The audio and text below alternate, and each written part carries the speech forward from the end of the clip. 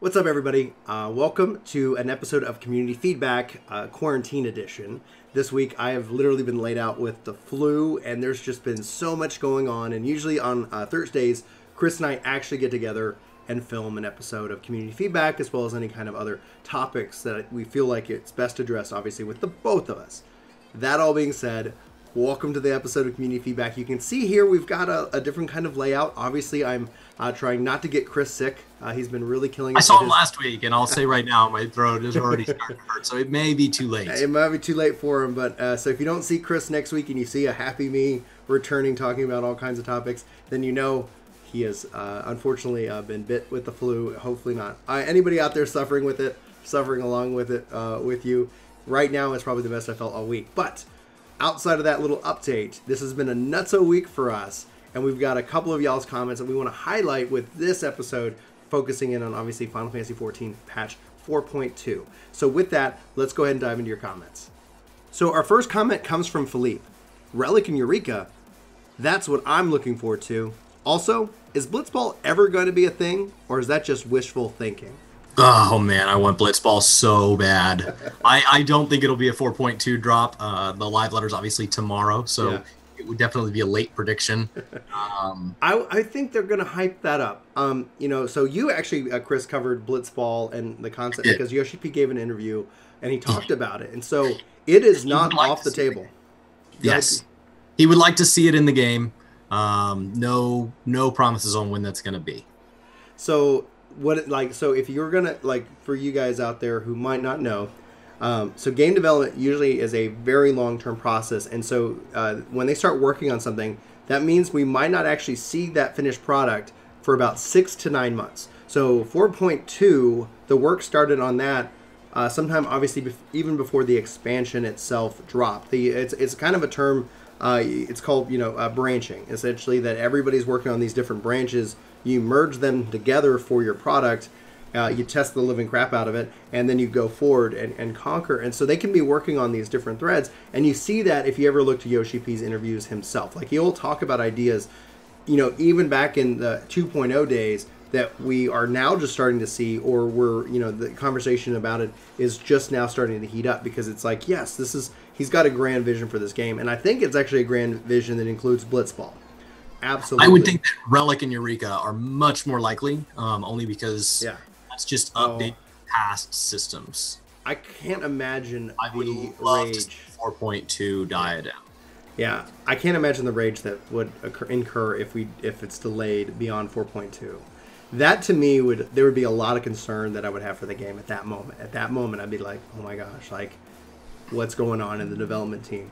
I think they're really wanting to get out Relic and Eureka for that very fact, but yep, yeah, I think it'll be a good fit. I would love to see kind of submarines tomorrow. Give us a big task. I don't think that Blitzball is going to be ready. I think we're going to be looking for a major story shift. So there's some form of Eastern Golden Saucer or something like that, where there's something to center around those games, and there's going to be a whole patch cycle centered around those games. Yeah. So not being a lore guy, I would have to admit to myself that Blitzball doesn't really fit in where we're at in the story yet. We would need to have that kind of come together.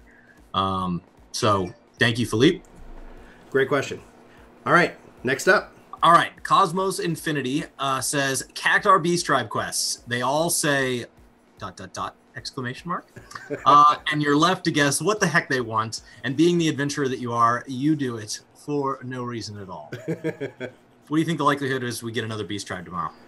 So I think they're going to talk about it, but like we said earlier, Anata, I do like his idea about the Cactar. There's a lot of varying races in the game that are obviously not playable that they could use. I mean, we got the ogres, the Gigas, all of these that it's like they exist, but we haven't ever really kind of run into their Beast Tribe counterpart, their god in which that we're also going to fight against. The Anata, being tied in, we got the Kojin 4.1, Anata, I believe 4.2, and obviously something dealing with Lakshmi, which will be interesting in and of itself. But I love where this is going. Whether he's just making a joke just for the fun of it, but it would be great. It would be great to see something dealing with that as well. I think there's, why not Tomberries? Why not? There's so many different things that I would love to see. Mount. Yeah, let's. You know what? Scholar exclusive mount confirmed. Riding on Tom berries. And I know you're not a lore guy, but Tom berries are heavily tied into the lore and story of the Scholar. So, all right. Anything you want to add onto that comment, Chris? No. I think it is likely that we could see something about a beast tribe tomorrow. I don't think it's going to be Cactar, but I just had to love this comment. So thank you. Thank you very much for your comment, dude. All right. Next up, Lorem. This looks like a pretty good patch. I'm not into PvP at all, but what they seem to have in store for PvE, Clamor, Housing, Bard Music, has me very excited. And I see that people are not kidding when they say that 14 has big content patches. And it's not all about the raids. Coming from WoW, I feel a larger part of the monthly subscription fee goes back into the game in this MMO because late WoW major patches were rather anemic in comparison. By the way, I think the only Final Fantasy jobs that uses maces and hammers are Vikings, Engineer, and Berserker. Viking would be very cool, and if they ever want to add a new tank to this game, that's the one that we want to go with. So, Chris, what are your thoughts regarding Lorem's I think he makes a good word choice.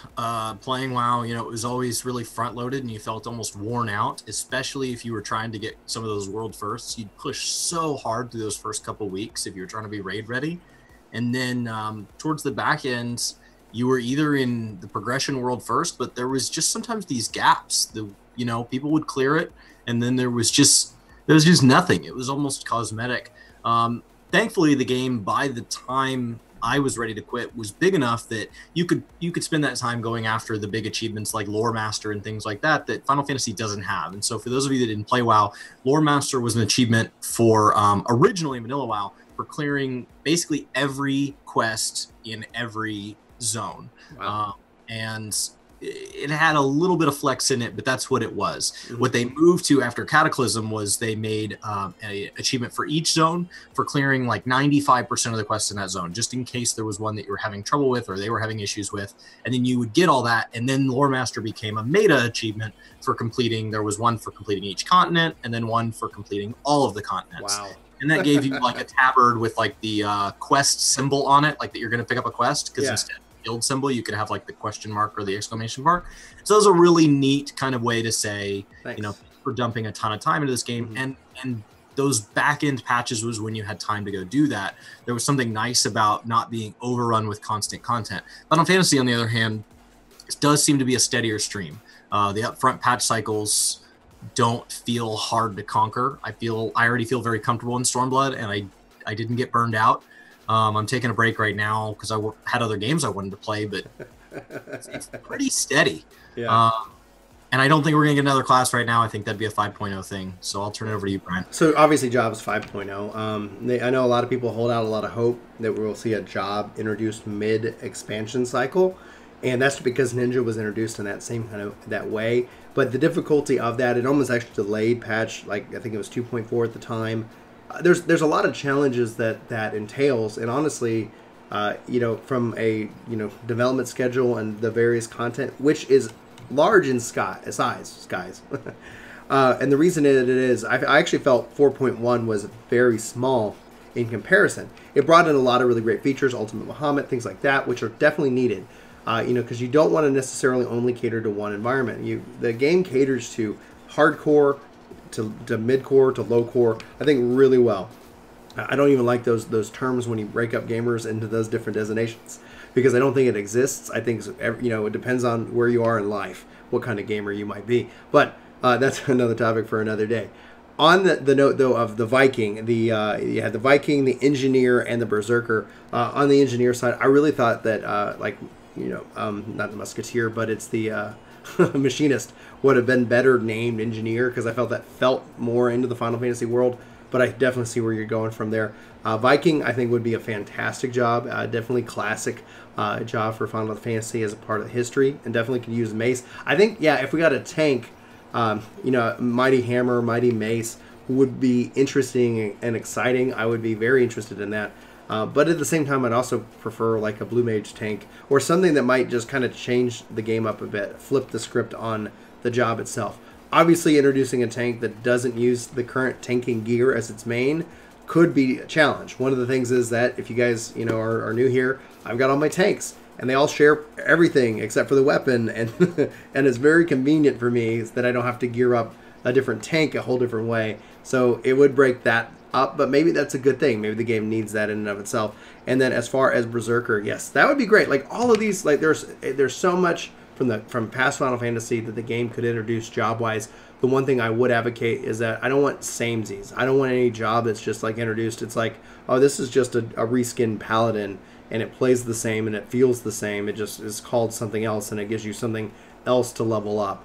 I don't want us to get to that. I don't think we will anytime soon. Obviously, at some point, when you have 1,000 jobs in the game, if they've made 1,000 unique jobs, man, tip of the hat. But I just think a balanced nightmare. Oh man, it's like, okay, guys, if we change this, you just see like the flow chart.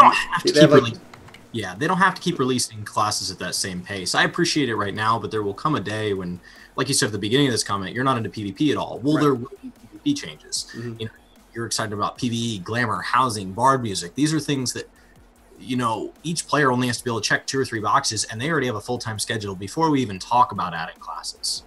Yeah, and the amount of work that goes into it, I don't know, people don't really see behind the scenes, but we're talking about animation, skills. It's not just about balancing numbers. You're actually, you know, how do you animate these skills and make them look interesting and have that conversation in and of itself. But fantastic comment, Lorem. Thank you so much. So I'm going to wrap up with Nabil Youssef on the 4.18 video, and he says, good to see that smile again on the intro, Brian, unlike the earlier videos. So I just wanted to say 4.2 live letter tomorrow. Yes. Super excited. It's nice to be back to talking about happy things. Yes, exactly. And if, for those of you who might not be aware, go check out our front page of this video if you want to have a conversation and see exactly what we're actually referring to. It would surprise me. I know we have a lot of Final Fantasy fans. We have a lot of...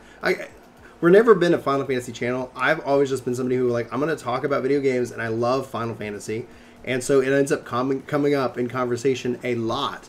And that's not a bad thing. Work to Game is a games channel. Like we're going to talk about what we're playing. And it's like Chris said, like he's playing a lot of games. He's playing 7 games. And in fact, with the chaos of this last week, I'm adding D&D to my schedule.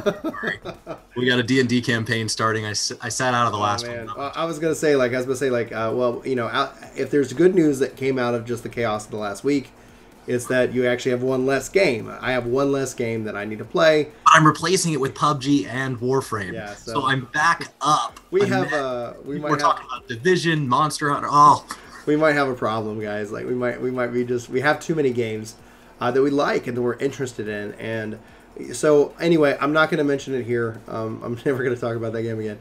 But if you guys check out our homepage, it's like our #1 video.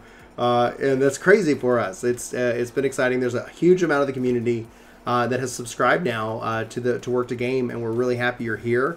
If this is your first community feedback, we actually are doing a couple more recordings today to talk about other things in regards to that as well. So with that, Chris, do you have any final thoughts? This is a little bit different. No, I'm excited. Have to get used to this. I'm excited. We're both not feeling great. We both have houses that are in disrepair. Our lives seem, since we started this YouTube channel, weirdly connected. Everything good, or well, mostly just the bad things that happen to one of us seem to happen to both, and in some order. So exactly. Oh, there's life buzzing in now.